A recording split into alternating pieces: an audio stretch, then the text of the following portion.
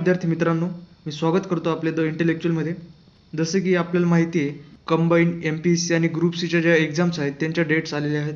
काही तर चालू पण आहेत. जसं 2 दिवसात तुमची MPSCची प्रिलिम्स आहे, 26 फेब्रुवारीला तुमची कंबाईनची प्रिलिम्स आहे आणि परवाची जी प्रिलिम्स आहे MPSCची तिच्या हॉल तिकीटचे आलेले आहेत. तर मित्रांनो, या परीक्षांचा जर तुम्ही चांगल्यापणे विचार केला आणि जर एखादी परीक्षा देण्याचा तुम्हाला अनुभव असेल, तर एक गोष्ट तुमच्या लक्षात येईल, ती म्हणजे वेळ कमी पडणे. कंबाईनला तर तुम्हाला 60 मिनिटातच 100 प्रश्न सोडवायचे असतात आणि त्यातच 15 प्रश्न मॅथ्स आणि रिझनिंगचे पण असतात. तर कमीत कमी वेळेत जास्तीत जास्त प्रश्न सोडवायचा एकमेव पर्याय आहे तो म्हणजे सराव, प्रॅक्टिस जर केली तरच तुमचे एका तासात 100 प्रश्न होऊ शकतील, नाहीतर नाही. तर या गोष्टींचा मला चांगला अनुभव असल्यामुळे मी तुमच्यासाठी रोज एक व्हिडिओ घेत जाईन, ज्यात मी शक्य तेवढे परीक्षेच्या दृष्टीने अपेक्षित प्रश्न घेत जाईल.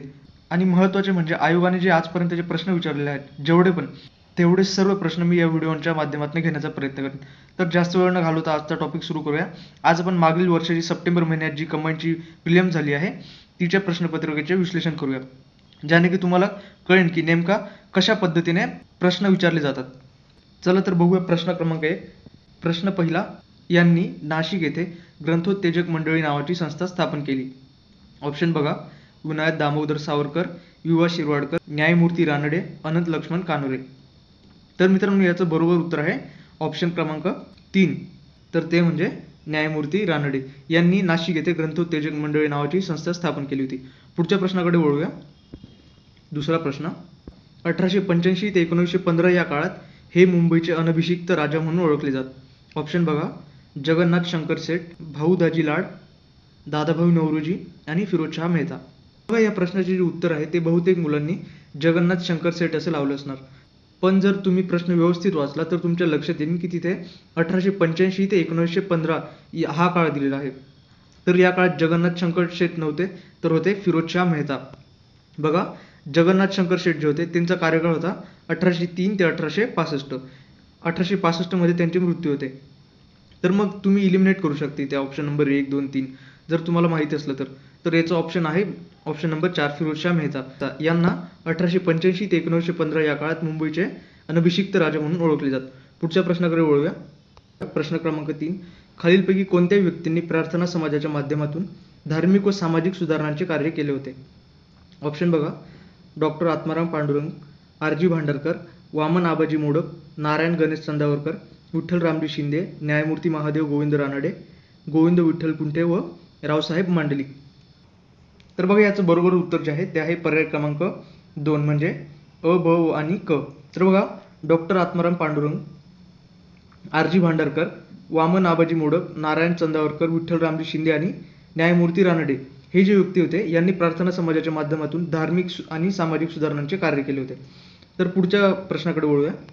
प्रश्न क्रमांक 4, खालीलपैकी कोणत्या ठिकाणी 12 मे 1875 रोजी शेतकऱ्यांनी पहिला उठाव केला होता. तर ऑप्शन बघा: पुणे, सुपे, अहमदनगर आणि सोलापूर.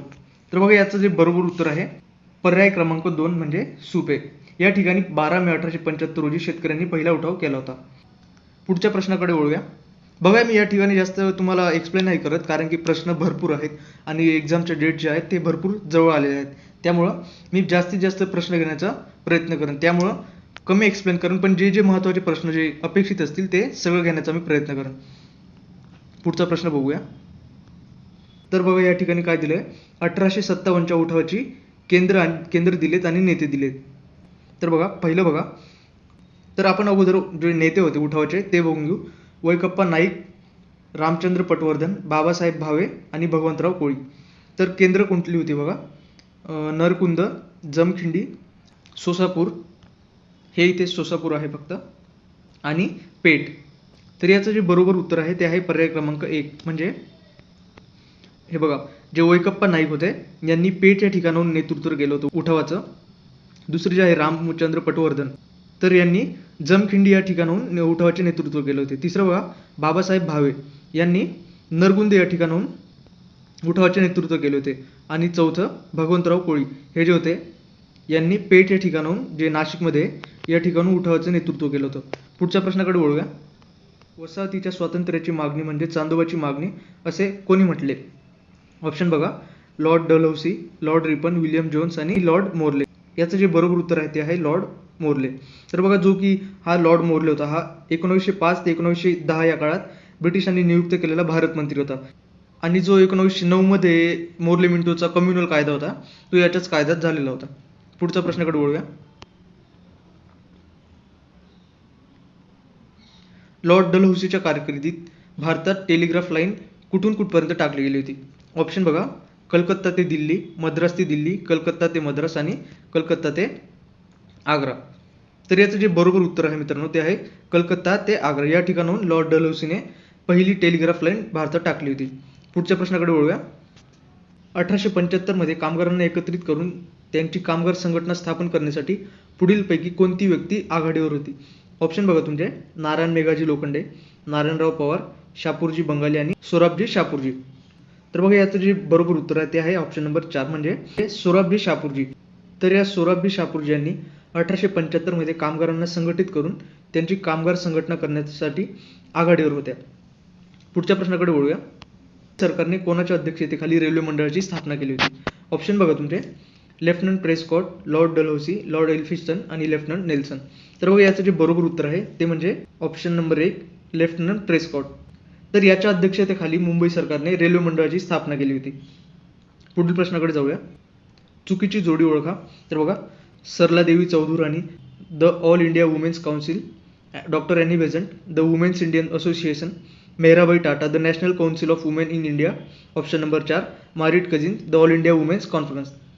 तर बघा, जे याचं जे बरोबर उत्तर आहे ते आहे ते पर्याय क्रमांक 1 म्हणजे सरलादेवी चौधुराणी. तसं पाहिलं तर अशी नावाची संस्थाच नव्हती the All India women's council. तर या नावाची होती, जी 4 नंबर ऑप्शनमध्ये दिसते, the All India women's conference.